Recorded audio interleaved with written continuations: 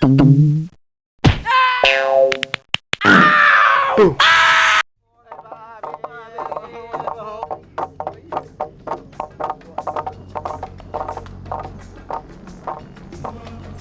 pristine Belum forest, perfection beheld not only through the beauty of its flora, but its diverse fauna too.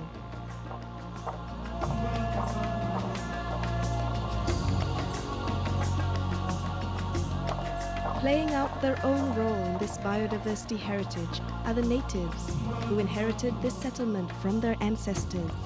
They represent a colorful way of life that someday may only be a conversational topic of future generations.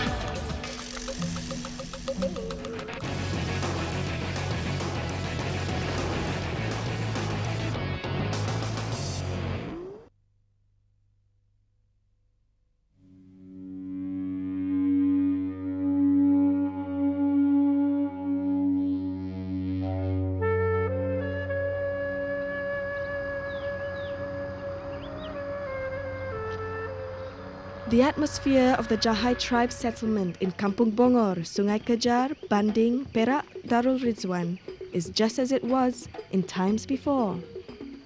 Their daily routines go on as usual. The Jahai, one of the Negrito tribes, is the smallest of the native tribes found in Malaysia. Antara lebah masam pun ikut arahan leh. In the Jahai community, Tok Batin is the chief or administrator of the village.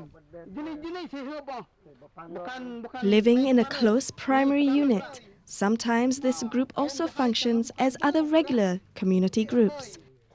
In that if there ever is any commotion or misunderstanding, it is the responsibility of the chief or Tok Batin to resolve it as best to his ability so that trouble goes no further.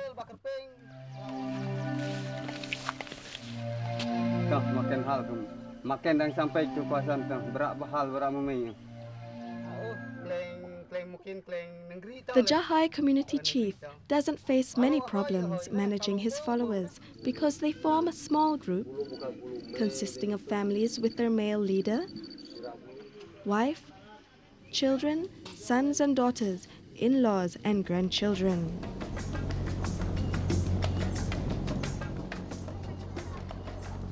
An estimated 1,346 people live in the virgin forests of the Hulu Perak area, encompassing Kampung Sungai Kejar, Sungai Tiang, Banun and up along the Temenggor Dam.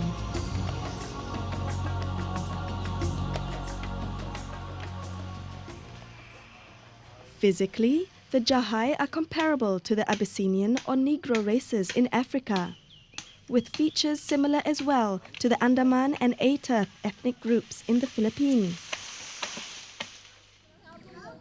The dark complexion, groovy mop of curly woolly hair, quaint snub nose and round eyes, to name a few of the uncanny resemblances.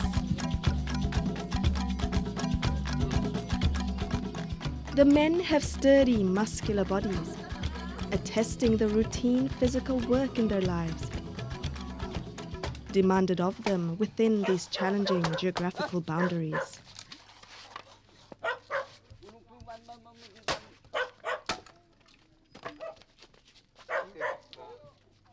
Their houses are simple structures, built plainly and unadorned, suitable to their nomadic lifestyle.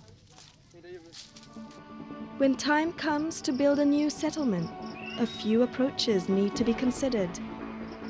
These are usually things that are spiritually related.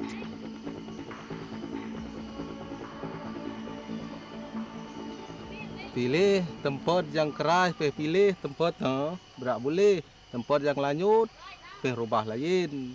Tempat yang kebedet, peh ngok terus. Mana merak yang ko bra hilang on tun goh terus on peh ngok. Kalau merak hilang mesin ken 4-5 ken buang. Tempat yang kelanyut peh ngok tempat keras, peh pindah. Samtun ya peh merak jahai. After a recommendation from the Tok Halak and agreed upon by the Tok Batin, only then can the Jahai commence with the setting up of their new settlement, involving the construction of a few humble huts. A little precarious looking, most of their huts are mere shelters, made of tree branches, bamboo and fronds of leaves.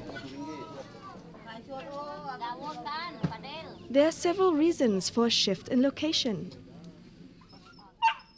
Sometimes it may be a death in the group, the appearance of a weird disease, competitive conditions for food, or on a more positive note, an increase in number of the group members, requiring a larger area or more resources. Tempat bered dah pengok terus le kalau laus ubah lagi 3 tempat atau baung Kalau hilang, ubah hilang tempat tu merak tu hai hapa bengrau hapa peh bai pagi peh jog ubah hai le peh ubah peh jog ubah neg jog peh tempat bered serupatna. Yang kedua hai tom dah bra bered pengok hir tom bra bered pindah lagi mungkin ke darat pun buat bahu baung tengok. More than adequate for their needs, the tiny cramped hut interior consists of a sleeping area connected to the kitchen. This seems like paradise to them. It is a humble abode, but it is here where they cook and sleep. This family is quite lucky today. They will savor monkey soup for dinner, as the men were successful on their hunt in the nearby forest. In the Jahai tongue, monkeys and other animal catch are called lao, which means food. It is not an easy task to get lao. The instinctive flight response of the animals makes the chase a difficult one. A troop of monkeys flee fast with warning systems in place. But for a loner, either lost from its group or just a wanderer, the kill is almost certain. Protein-rich lao is usually either boiled or roasted without the addition of any other ingredient. For them, this meal is tasty enough and fills their stomachs. The work done, the feasting over, there is not much else to do except sit around chatting, languorously waiting the days out and thinking of what may fill their stomachs next to sustain themselves and their families. The women take to looking after personal hygiene, occupying this free time delousing each other while relaxing on the stairs or just on the ground. The river also provides food. A few try their luck at fishing. Whether there is a bite or not, it is a pleasurable pastime, floating atop a simple raft made of bamboo. Since a very young age, they are exposed to this primitive, traditional lifestyle. For the Jahai children, they are very much aware their daily lives depend tremendously on the river nearby.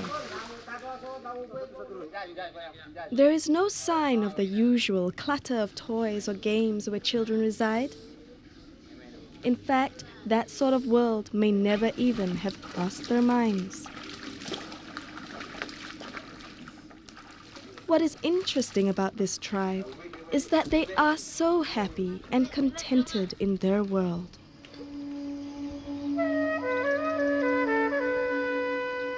Monotonously, days turn to nights, and it goes on.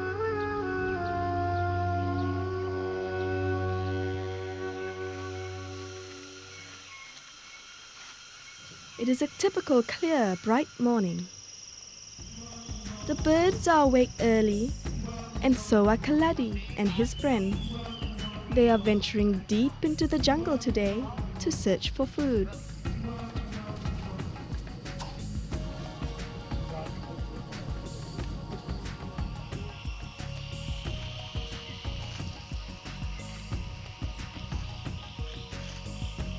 Each armed with a blowpipe and a parang strapped to their waists, they head out with one thing on their minds: hunting down lauk.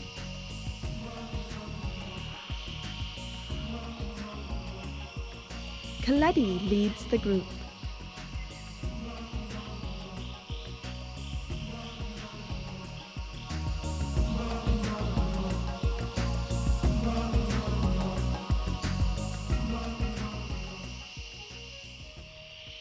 As morning advances, gentle sun rays penetrate the jungle canopy, peeping through between leaves, reaching the thick underbrush below.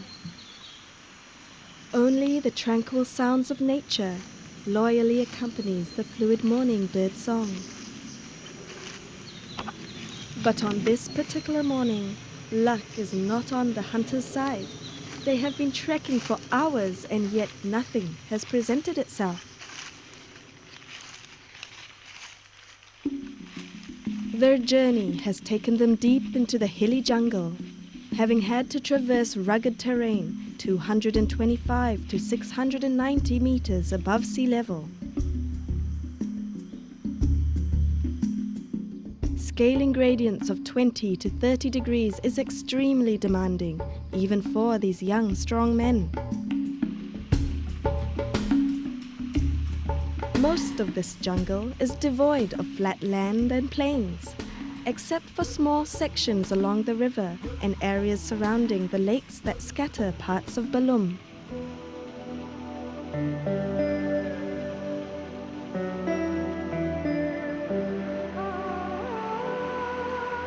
This is a piece of jungle paradise. Its beautiful rolling hills and slopes have been shaped over 130 million years. Its earth composed of granite, igneous, and slates of schist is evidence of a long, rich natural history. Here is a panoramic that reflects a precious forest heritage, an incalculable biodiversity worthy of total preservation. Clear, clean water flowing in a nearby river is the lifeline for nearly everything.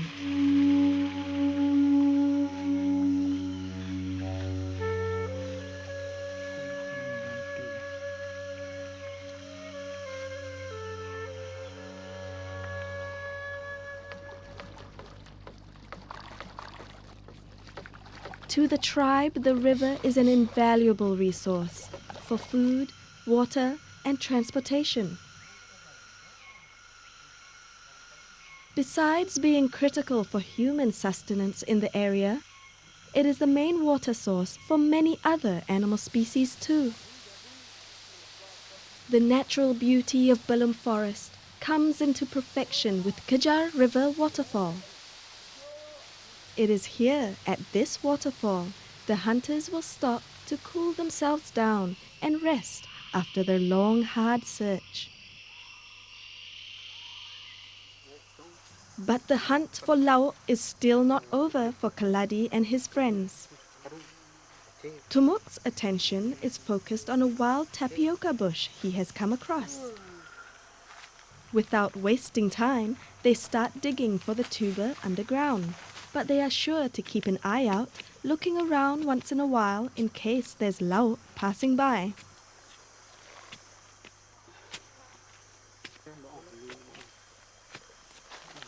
For today, this find of wild tapioca will provide them with energy needed for their mission ahead.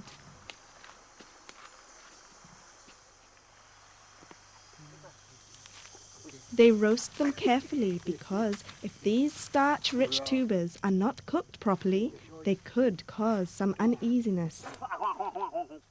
Tabang, yan rampong, lungan, kansing, Kap mami bapang awu na kerlad na mamayu mawe ameng na ku mamayu daong na ku bawad hawen ap na ukap ukap tun bakana kre ukap umut terus daap berawa piwik terus umut orange jing tang habis daap na coba kawip tang ukap lab berawa mut. A squirrel suddenly crosses in front of Kaladi. With just a single blow, the poisonous dart drops the squirrel to the ground. It will make a good meal for the children back home.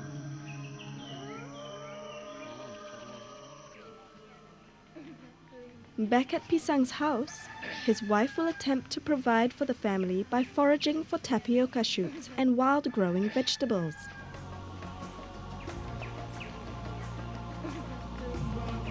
Weak, tired steps take Kaladi and his friends home. Frustration apparent on their faces and in each stride. After spending a day in the jungle, this is all they have to bring home. Tomorrow, they hope they will be able to bring home something bigger.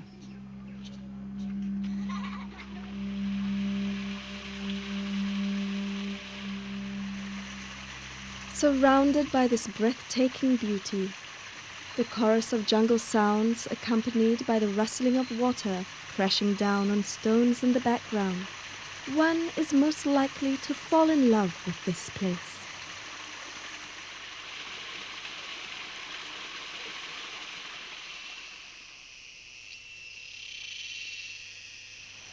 The next day, Kaladi and his friends are up and ready to try the luck again. Maybe this time they will bring home a monkey, at least. Wait bateng manong boy kanbu awi krey awi tasung nay jung garu ton paiton tama paiton ubed jaga ubed caring kacitima sung labi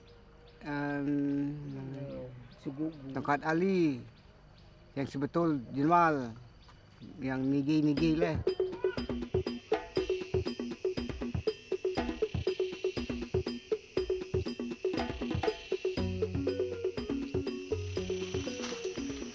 They venture into the Bulum forest once again. The exploration continues.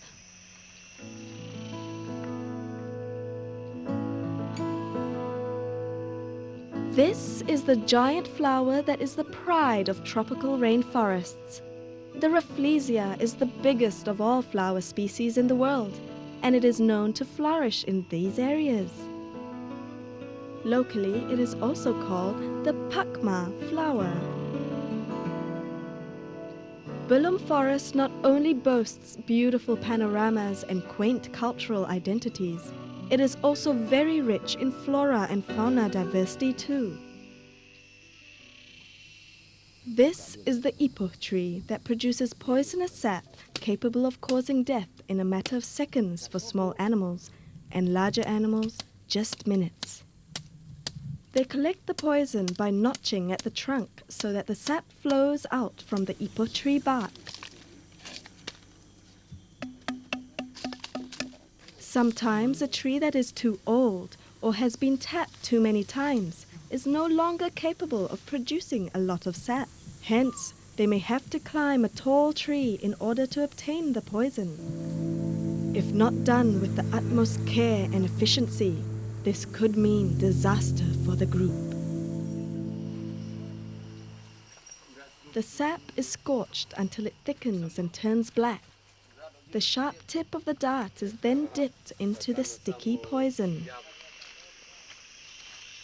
It so happens that luck is on their side this morning. Just one precise shot, and the dart brings the monkey to the ground.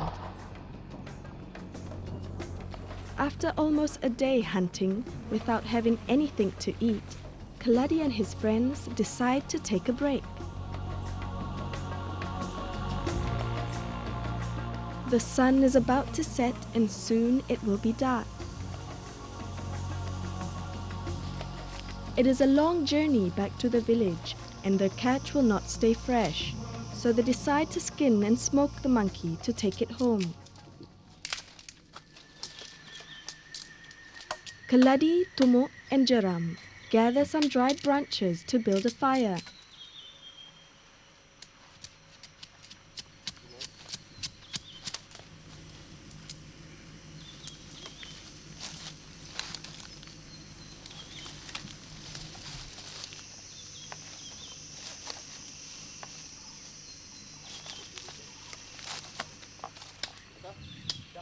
When it's flaring, the monkey is thrown into the flames for a while to be scorched and to get rid of the hairs.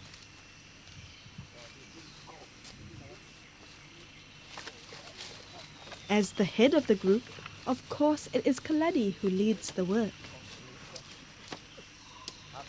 As soon as the aroma of roasting monkey flesh reaches their noses, stomachs start rumbling, indicating time has lapsed since their last meal, and their stomachs demand to be filled.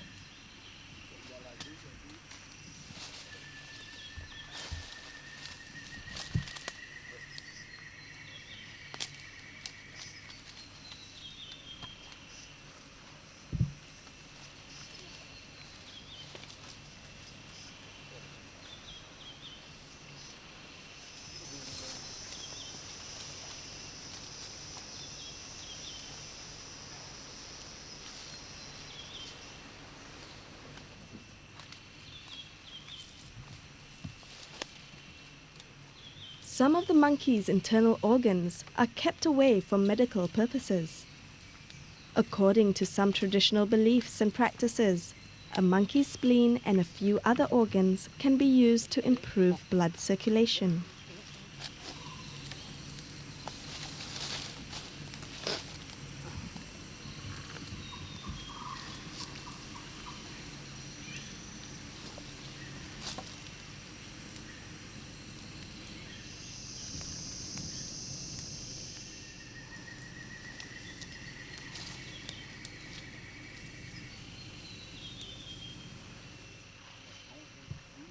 After what feels like an eternity to the keen hunters, the monkey is finally properly smoked through and ready to be consumed. Without delay, Kaladi, Tumo, and Jaram devour their meal. The Jahai are under the impression that eating this meat is the most nutritious of meals, since monkeys only eat fruits and shoots of forest trees.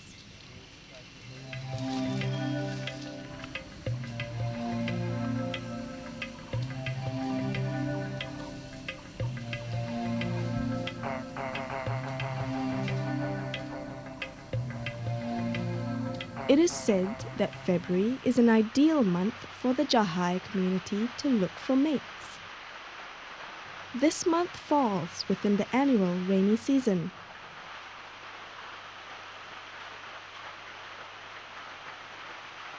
To the Jahai tribe, harsh rains and storms are considered blessings.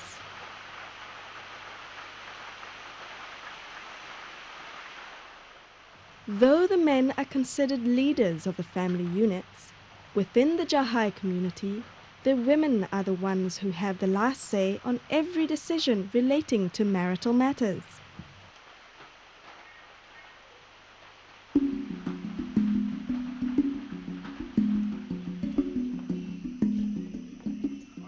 Taboy, a young man from the neighboring village, has the feeling that something special is about to happen in his life. He's been pondering on it, but still can't make out what the feeling means. He carries on with his daily routine of finding food for the sake of his family. He is responsible for them after all. His bait successfully pulls in, one by one, a few different species of small fish.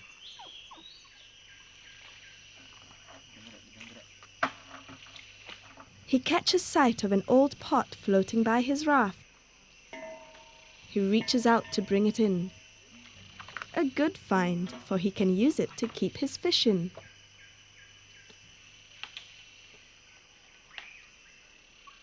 Taboy's best friend he goes out hunting and fishing with is Kunik, his favorite loyal dog.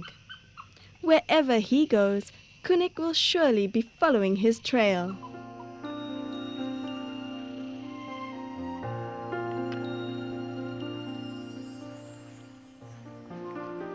Early on this fine morning, Kadasi goes to the river on her own to wash some clothes.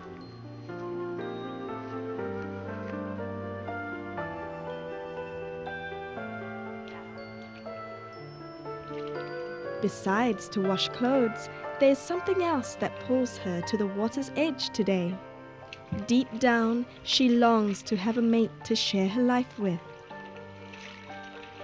Of recent days, she has spotted an attractive man passing by the place she usually does her washing. Will he come by today, she wonders. Suddenly, the moment she has been waiting for happens. Her heart is pounding so hard she can hear it. Her eyes are locked on the lean figure rowing in front of her.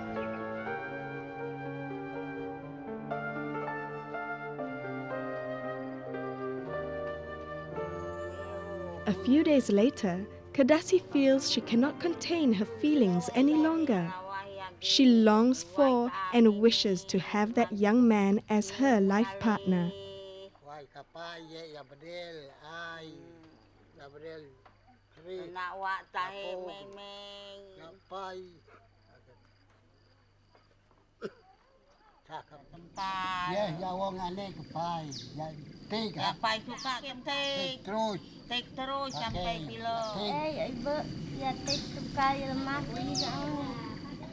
Her father Ponu and her mother Jana feel obliged to let their only daughter choose her own partner.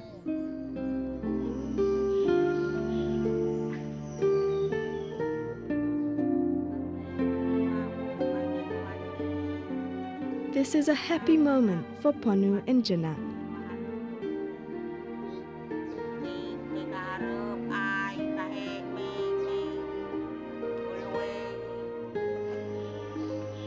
The sun sits upon the horizon. Shafts of light are fading. It will be getting dark soon.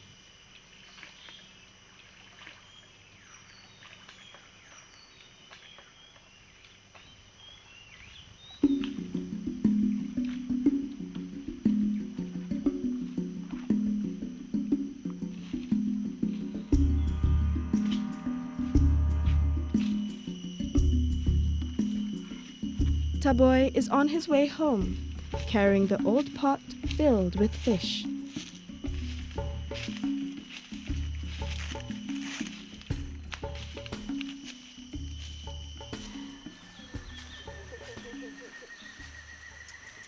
Home is a makeshift shelter where his siblings, father and mother await his return. As soon as he arrives, his father gets on to skillfully cleaning the fish of guts and other inedible parts.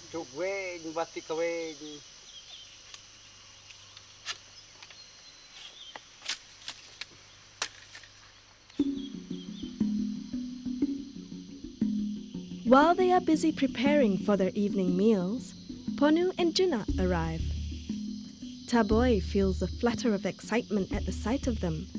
He hopes, finally, the question that has been playing on his mind and in his heart will now be answered.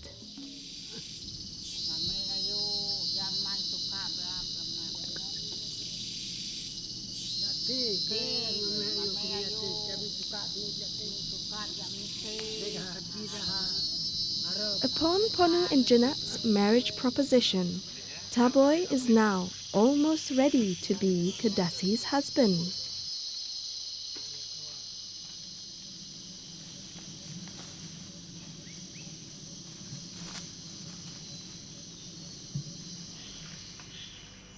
In customary style, The girl's family will have to be shown that the groom agrees to the marriage.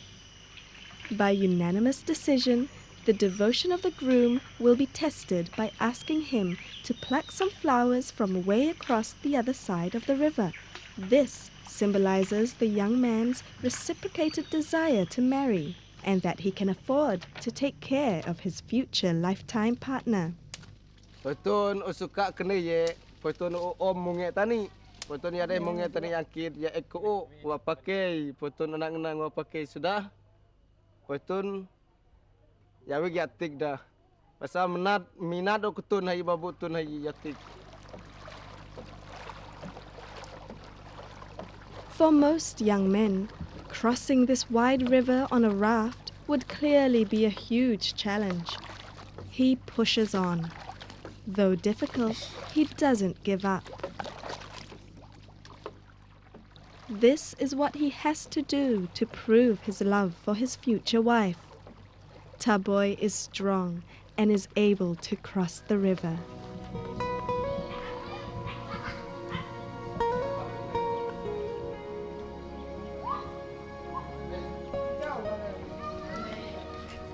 The bride-to-be, waiting on the riverbank, breathes a sigh of relief and happiness as her chosen future husband arrives back and places the flowers in her hair.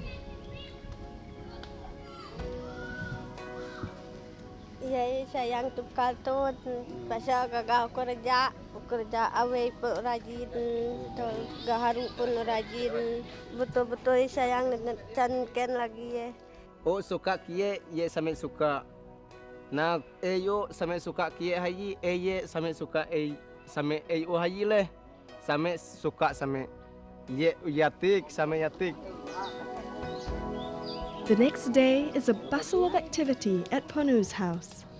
They are busy making preparations as Taboy and Kadasi will be married that night. Ya jumpa cankan ya.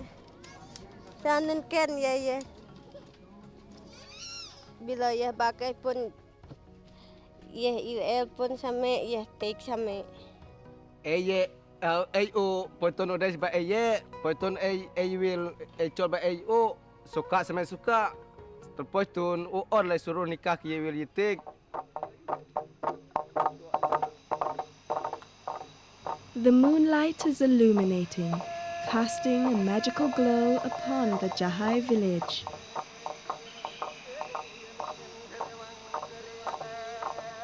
From afar, the faint beat of bamboo poles breaks the silence of the night forest.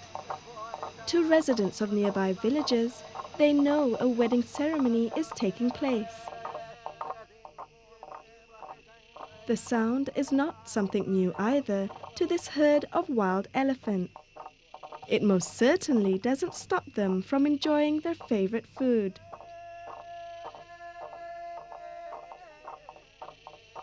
For these forest giants, it's like their lives have blended and united with the local humans.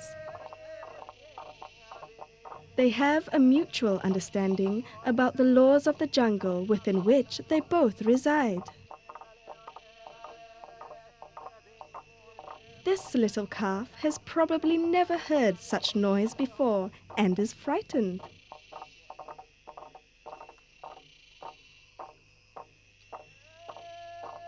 Mother consoles her baby not to be scared of the sound because there is no threat and that it is only their friends who share the same forest.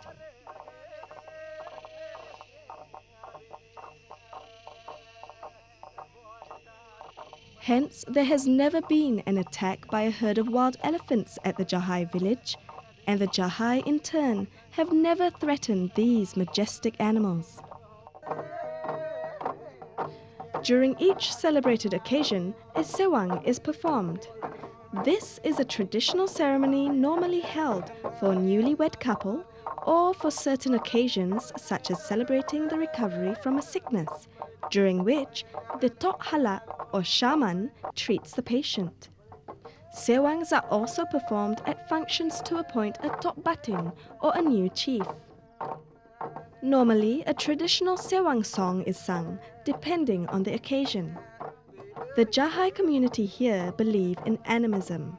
Hence, they believe that there are unique spirits dedicated to certain life incidents. Spirits who were once their ancestors. They call them kare or unku. The Jahai tribe and other native groups have their own unique faith and hold to interesting principles of life. They believe in supernatural powers and spirits, but also that everything, whether living or not, has a personal spirit. These spirits are said to be watching over them all the time and are able to strongly influence the community in various ways. Hence, they are very cautious. With every move and in every manner, care is taken not to go against their ancestral beliefs. If they are good, they will always be blessed, have peace, and the spirits around them will be happy with them. Even if they do enjoy a prosperous life, but are careless and do bad things, their behavior will be judged accordingly, the consequences of which may be disastrous to the group. They believe the sound of the bamboo beat and song of praise to the spirits will entertain the spirits, besides serving as entertainment for themselves.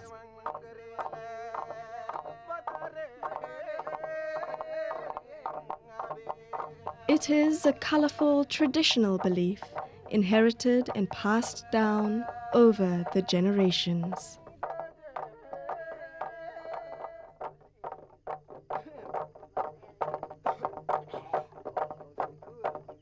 This time, sewang is played in order to celebrate the commitment of two souls, Taboy and Kadasi's marriage.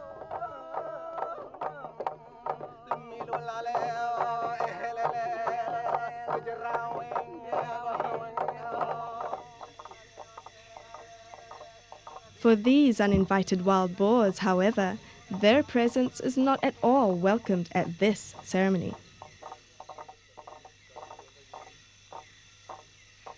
But they just can't resist the temptation of a feed, scurrying around and sniffing out the area, oblivious to the fact that they will end up becoming lauk for the Jahai very soon.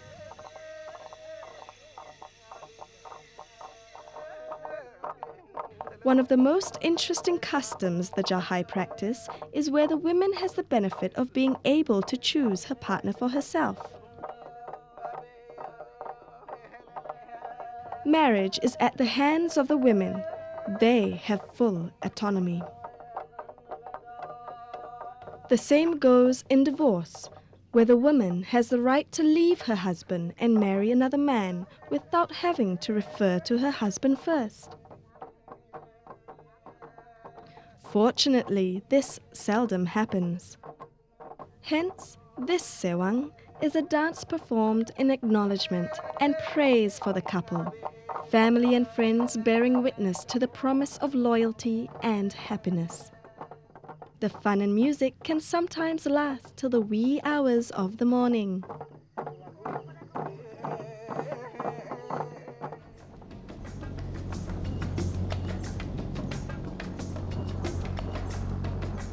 Once married, the man will follow his wife to live at a settlement or new home built in the girl's village.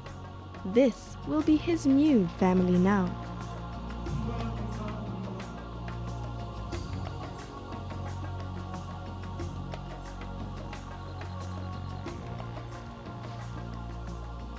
A custom they have followed until today is that when a woman marries, she cannot greet or be close to her father-in-law. On the other hand, the man is forbidden to talk to or go near his mother-in-law. Eventually, they will live in separate houses to their parents and in-laws, happily setting up their own domestic unit within the community. These are the Jahai, whose presence completes the heart and pulse of the Belum tropical rainforest, one of the country's most invaluable natural heritages.